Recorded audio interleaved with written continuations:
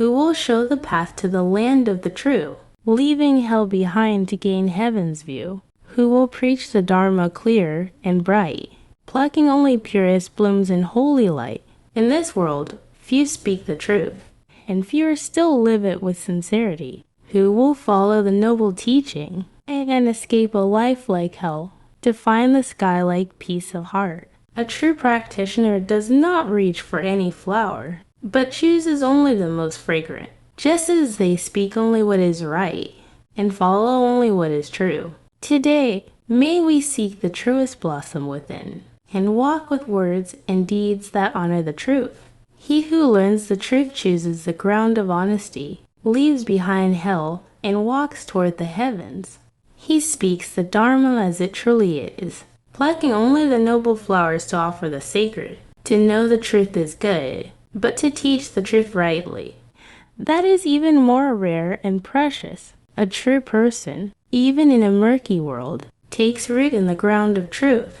They leave behind a life like hell, and walk toward the path of heaven.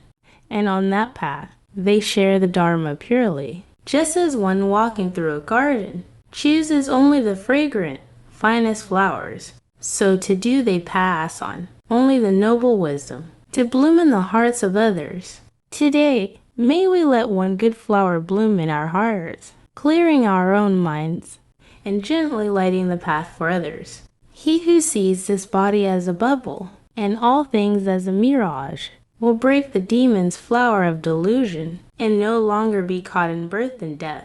Everything in this world is fleeting like a bubble, and without true substance, like a shimmering mirage. One who truly sees this breaks the flower of craving and illusion, and overcomes the snares of Mara, the lord of deception and desire. Escaping the endless wheel of birth and death, they find the freedom that lies beyond suffering. This body, this mind, they arise and fade like smoke.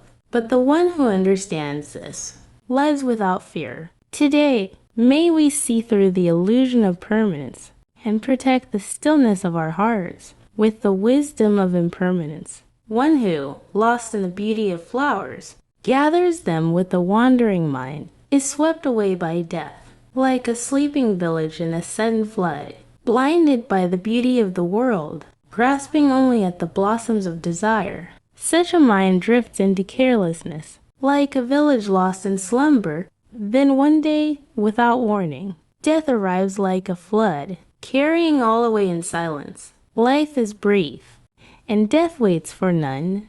Pause now. What are you chasing? It's not the flower, but the truth beyond it, that we must come to see. Today, may you hold your mind steady. Choose a piece of wisdom over a handful of craving. One who is lost in the joy of picking flowers, forgetting themselves in their desire, may not even fulfill that craving before their body withers and dies. When one devotes life to gathering the flowers of desire, the mind grows cloudy, and the body soon follows into decay without awakening. We keep striving to fill a cup that cannot hold, and then long before it's full, life fades away. No one knows when this flower will wilt, or when the breath will cease. So take a moment. What are you really building? Not a garland of cravings, but a blossom of compassion and awakening is what we must grow now, where the heart dwells.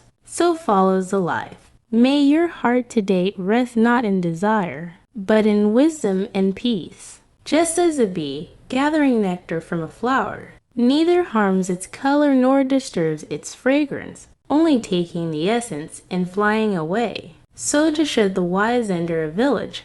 A bee does not harm the flower. It spoils neither the scent nor the color, but gently collects only what it needs, the nectar. In the same way, a wise person lives in the world, without causing harm, without disturbing others, taking only what is necessary without greed, to leave no one behind, to benefit the world in quiet harmony. This is the path of true cultivation. Today, try living like the bee, quietly present, gently passing through, bringing beauty and benefit, without leaving a trace of harm. Do not seek the faults of others, nor what they do or fail to do. Look instead within yourself to what is done and left undone. We are often quick to notice others' flaws. Who was right? Who said what? Who did what wrong? But the Buddha reminds us, instead of judging others' words and actions, first examine your own heart and conduct. Only those who see clearly within themselves can walk the path of true wisdom. Rather than blaming the world, let your awareness become a lamp that lights your own inner path. Today, don't chase the shadows of others. Look instead at the footprints of your own mind. Just like a flower, beautiful in color but lacking scent. Fine and lovely words mean nothing if not lived. No matter how splendid a flower appears, without fragrance, its beauty is incomplete. In the same way, no matter how noble our words may sound, if not followed by action, they echo hollow and empty. The Buddha taught, practice must come before words. True fragrance arises not from speech, but from how we live. Today, let your deeds speak louder than words. Let the scent of your actions be your true expression. Just as a flower, radiant in color and rich in scent, so too, when lovely words are matched with right action, blessing surely follows.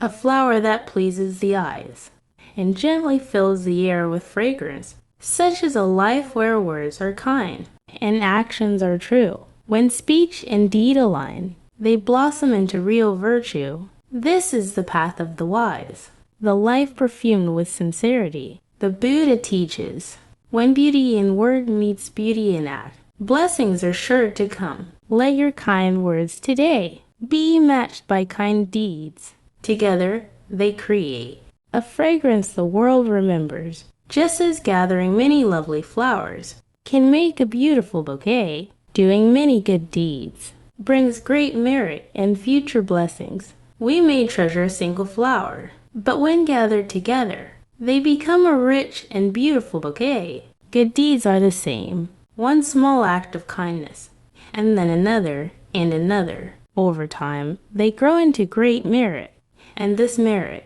like a seed, blossoms later into blessings in our life. No good deed is ever wasted. So today, with a heart as gentle as a flower, plant seeds of kindness once again. Even the sweet scents of lotus or sandalwood cannot travel against the wind, but the fragrance of virtue spreads in all directions, even against the wind. Even the scent of a lotus or sandalwood tree, no matter how fragrant, cannot go against the wind. But virtue is different. A kind heart and good deeds need no direction. Their fragrance spreads deep into every heart.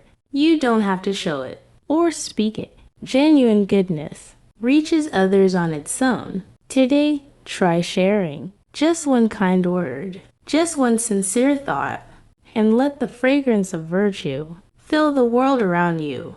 Though the fragrance of sandalwood is supreme, and the blue lotus is surpassingly fair, no sin in this world can compare to the fragrance of virtue found in moral conduct. Even the famed sandalwood and the delicate blue lotus, however fine their scent or beauty, cannot surpass the subtle fragrance of a life lived rightly. The scent of virtue, rooted in truth and discipline, does not fade with time, and it lingers long in the hearts of those who encounter it. Today, let your words and actions carry the quiet, enduring fragrance of a life aligned with what is right.